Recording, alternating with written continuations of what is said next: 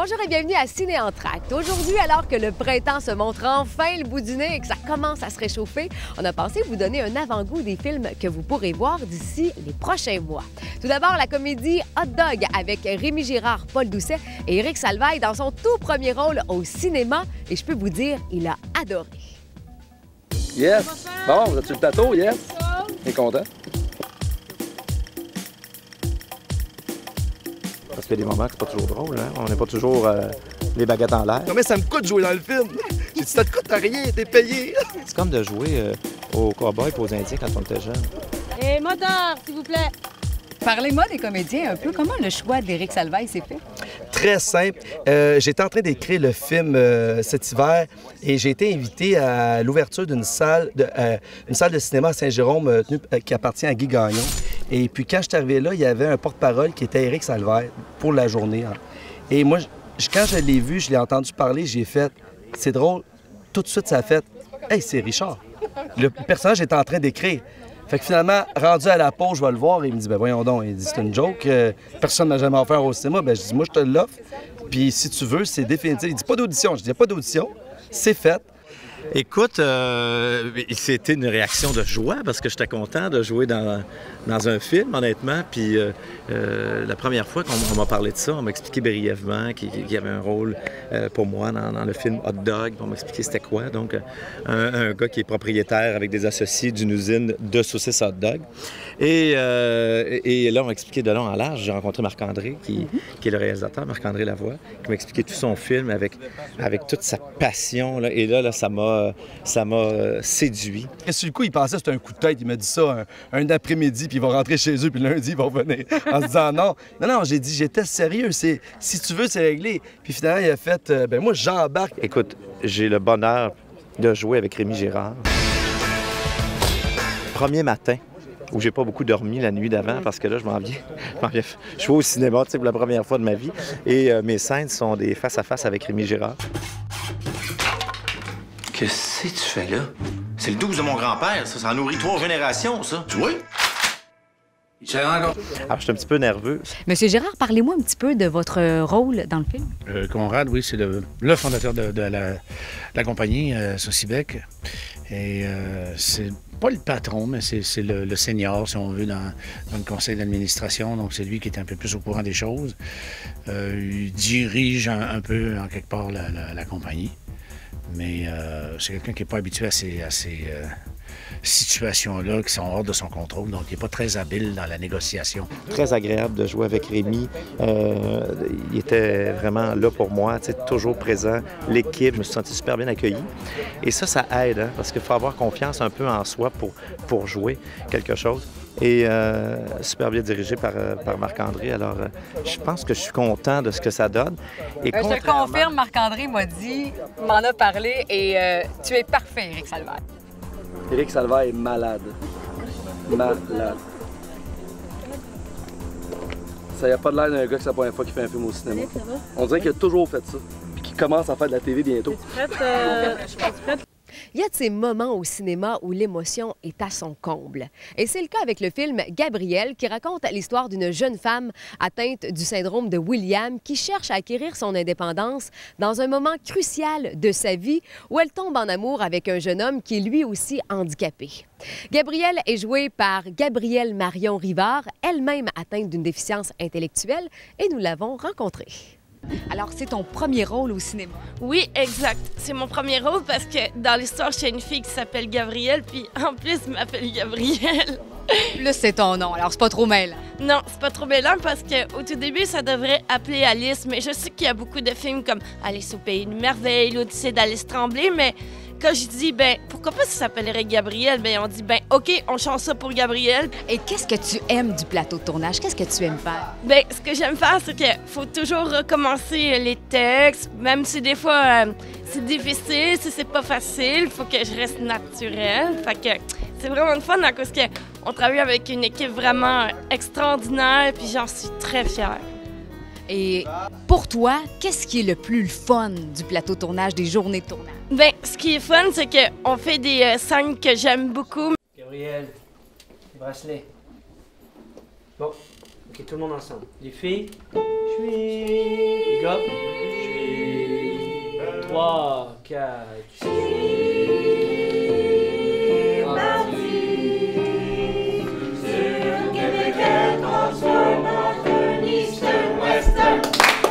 Oh, vous chantez de la tête, là. Même si c'est parfois difficile, puis tout le monde est vraiment content de ce que je fais, puis ils trouvent que je travaille fort, puis que je suis capable. Et parle-moi un petit peu de des gens avec qui tu joues. Ben, je joue avec Vincent, celui qui fait mon chef Rémi la musique. Je vous le rappelle, là, le Festival mondial de chorale, c'est une grosse affaire. C'est pas de la petite bière. Ah ouais, j'aime pas la bière, ça goûte bizarre. I like beer. Parlez-moi un petit peu de votre rôle dans le film. Alors, mon personnage s'appelle Rémi. C'est les gens qui sont là, ils vivent dans une école spécialisée en art, ils ont différents cours de théâtre, puis tout ça, mais ils ont des cours de musique. Puis mon personnage est le chef de chœur, comme un intervenant, un prof de musique. Mélissa, parle-moi un petit peu de ton rôle dans ce film-là. Bien, moi, je fais Sophie, la grande sœur de Gabriel, qui est un peu sa maman, qui prend la place de la maman, mais qui garde son rôle de sœur, qui prend soin d'elle, qui la sort, qui veille à sa... comment dire, qui veille à ce qu'elle soit bien, mais qu'elle prenne toute sa place qui lui revient. C'est un beau rôle. Comment c'est? Parce que j'imagine qu'on ne joue pas tous les jours avec une personne qui est déficiente. Oui, c'est la première fois que ça m'arrive. Bien, moi, ce que j'ai décidé de faire, c'est de la connaître pour vrai. Ça n'a pas été difficile pour moi de créer ce lien-là. Tout d'un coup, je suis devenue sa sœur. Même en tournage, je me sens... Je la protège, c'est comme ça. Elle a un grand plaisir à être là. Elle l'apprécie tellement, là. Puis ça me remet en contexte. Ça me remet d'en face qu'on est chanceux de le faire, ce métier-là. Super chouette. Bravo. On est contents. Moi, j'étais très étonné, s'il y a une chose, par leur rigueur et leur discipline. Je m'attendais à quelque chose d'un peu plus... tu sais, parce qu'au cinéma, c'est là, on attend. Tu sais, il y a des moments où il faut être très, très concentré. Puis je pensais que ça allait être plus diffus que ça, mais au contraire, là, super disciplinés, ils sont super à leur affaire, tu sais. On va faire la chose du désert. OK, debout, tout le monde, debout. Hop, allez! Puis, fait que ça a été... Ils sont juste dans la bonne humeur aussi. Puis ça, c'est très beau. C'est un optimisme qui est... Puis un bonheur, une joie de travail qui est très contagieuse. Fait que ça fédère comme toute l'équipe, tu sais. Les gens peuvent s'attendre à quoi, les cinéphiles qui nous regardent dans les salles de cinéma, en allant voir le film, à être touchés, à voir de beaux moments? Exactement, à être touché, à avoir de beaux moments, à se laisser embarquer dans cette histoire-là d'amour. Gabrielle, dans l'histoire, cherche à devenir autonome, devenir indépendante, puis réalise ses limites. C'est aussi sa quête pour être en amour, pour vivre sa vie. Fait que oui, il faut s'attendre à un petit vent de fraîcheur qui va peut-être nous faire poser des questions. Après la pause, vous découvrirez Marcel Sabourin à son meilleur. Oh, il a dit, ta marque est là. Oui, j'ai dit ceci, mais... Puis voilà! Marcel Sabourin et Roy Dupuis se donnent la réplique dans le film L'autre maison, un drame qui raconte l'histoire d'un homme âgé de 86 ans qui peu à peu perd la mémoire et s'évade chaque jour pour trouver une maison plus confortable. Ses deux fils ne s'entendent pas du tout sur la façon de prendre en charge leur père, mais vont se rapprocher pour l'aider à trouver ce lieu énigmatique qu'est l'autre maison. Et le tournage a eu lieu dans un endroit de rêve magnifique en pleine nature.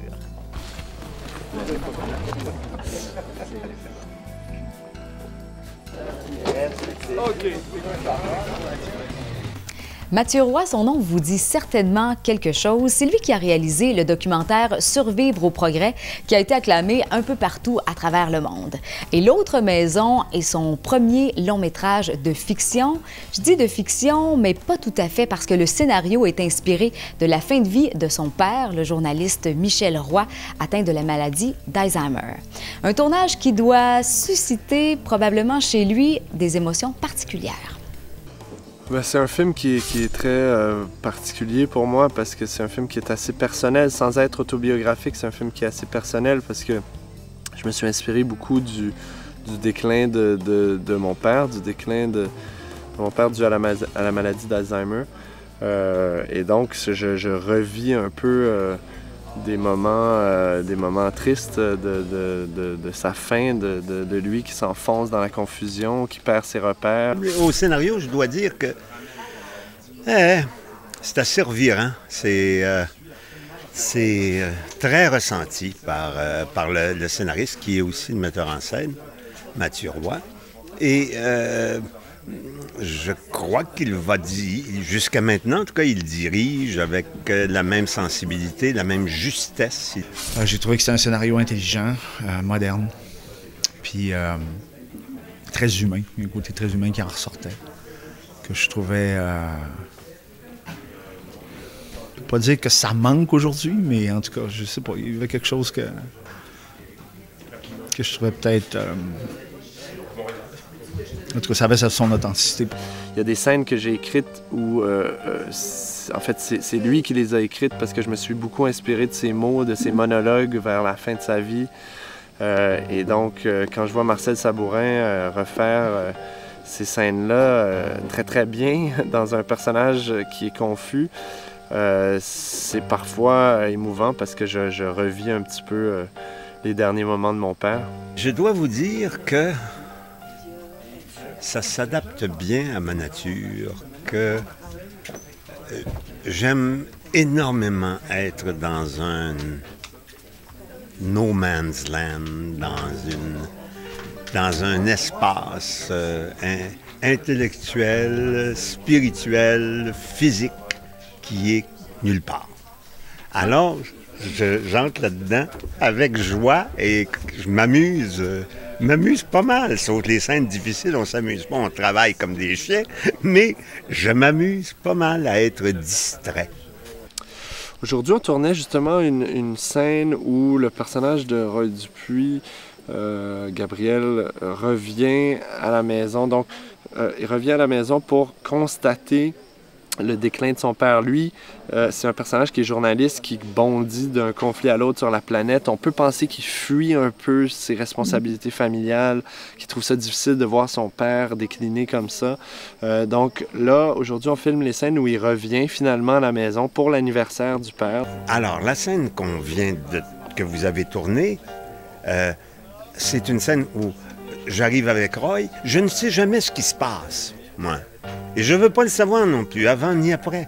Ça m'est complètement égal. Mon personnage, il est toujours perdu. Hein? Je suis perdu. Je peux même me tromper, puis ça m'est très facile de me tromper d'espace, de me tromper, d'aller pas sur ma marque, comme oh, il dit ta marque est là. Oui, j'ai dit je sais, mais puis voilà. Et ça, c'est ma distraction naturelle. Et dans ce rôle-là, c'est empiré par le rôle, parce que je me laisse aller dans une espèce d'état nébuleux.